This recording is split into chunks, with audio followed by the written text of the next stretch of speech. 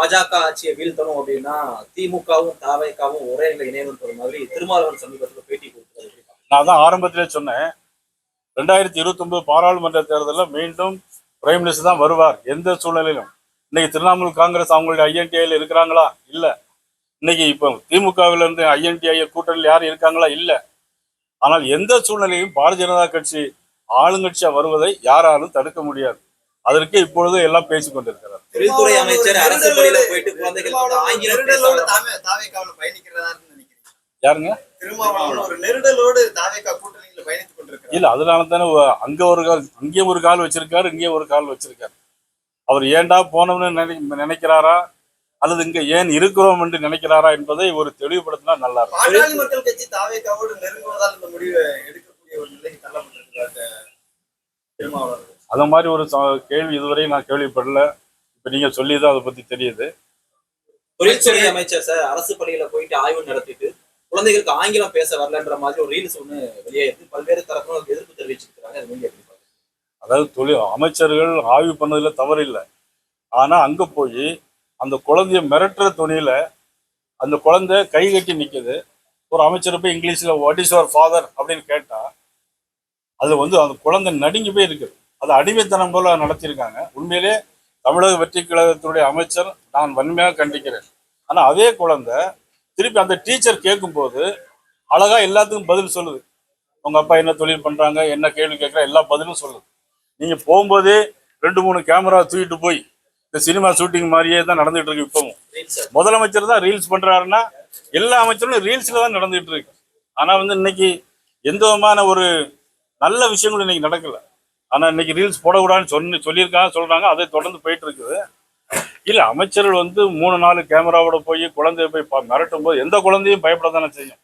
இப்ப திடீர்னு சிவமணி போய் 4 பேர் கேமராவோட பதில் சொன்னா என்ன பதில் சொல்ல முடியும்? ஒரு பதில் சொல்ல முடியாது.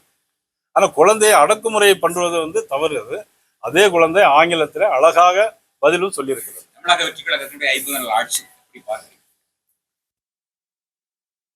59 நாள் ஆச்சு. கற்பழிவு சம்பவம் 151.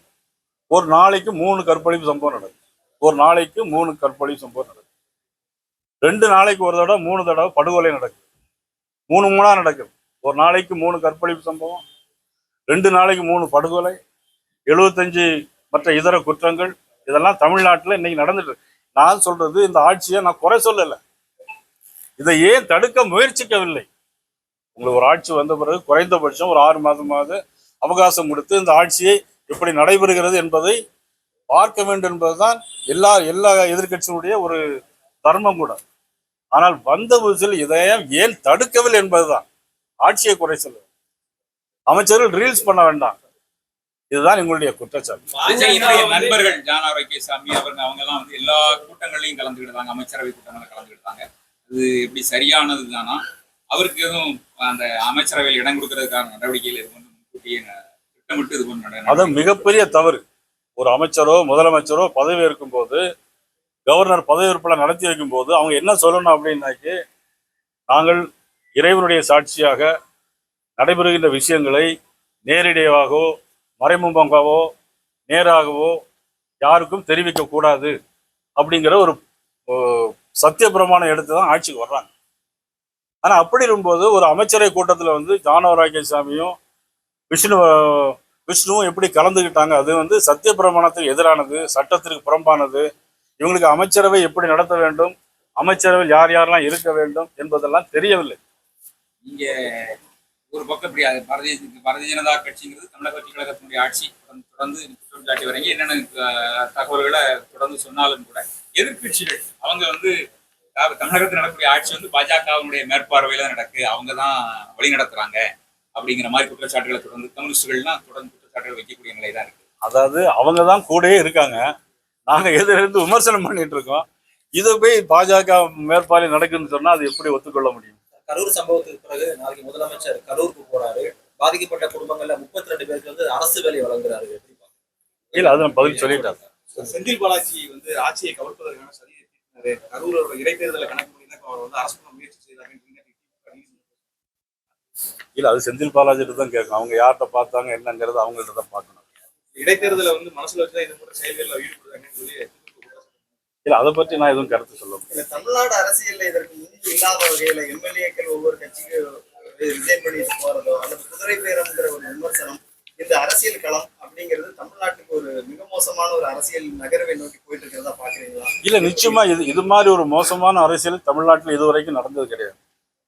இதை முதலமைச்சர் ஆலோசனை நடைபெறுகிறதா, அவருடைய கீழே இருக்கக்கூடிய Bussy Anand he is busy with horse trading, MLAs ட்ரேடிங்ல தான். அவர் வந்து நீர்வளத்துறை அவர் கவனிக்கவில்லை. he is busy with horse trading, எம்எல்ஏக்களை விலை பேசிட்டு தான் இருக்கிறார். ஸோ நீர்வளத்துறை எங்க இருக்குது?